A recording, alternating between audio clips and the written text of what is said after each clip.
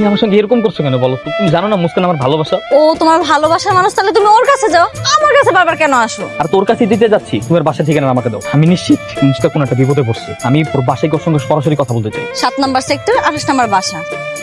Thanks god, finally তোমাকে দিলাম। আমি তোমার বোঝাতে পারবো না, তোমার জন্য আমার রাত দিন এরকম সব হারাম হয়ে গেছিল। কত কষ্ট করে তোমার বাসার ঠিকানা ম্যানেজ করছি, তোমাকে বলে বোঝাতে পারবো না। এই পৃথিবীতে ভালোবাসার মানুষকে মিস করার চাইতে ব্যথিত কষ্ট আর হয় না। এক্সকিউজ মি, কে আপনি? তুমি এসব কি বলতেছো মুস্কান? তুমি আমাকে চিনতে পারছো না? আপনাকে যদি চিনতাম তাহলে কি আমি জিজ্ঞেস করতাম কে আপনি, কেন এসেছেন, আমাদের বাসায় কি চান? আমি সাদমান, তোমার ভালোবাসা। আমি বুঝতে পারছি না তুমি এমন করছো কেন আমার সাথে। কে আপনি? আঙ্কেল আমি সাদমান। আচ্ছা, তুই এখানে কি চাস? দেখেন আঙ্কেল, আমি আপনাকে যা বলবো সব স্ট্রেট ফরওয়ার্ড বলবো। মুস্কান যখন রমেশ কাকার বাসায় বেড়াতে যায়, সেখান থেকে আমার সাথে ওর পরিচয় হয়। আর সেই পরিচয়ের পর থেকেই আমরা দুজনকে ভালোবেসে ফেলি। বাবা কি সব উল্টাপাল্টা কথা বলতেছে, আমি তো ওনাকে চিনিই না। দেখো তো তুমি ওর থেকে চলে আসছে। মুস্কান, হাই, আমার মেয়ে কি বলেছে তুমি শুনেছ? সে তোমাকে চেনে না। আঙ্কেল আপনি আমার কথা এই! শোনার চেষ্টা করেন uncle. Get lost! Uncle, Muskan, Muskan.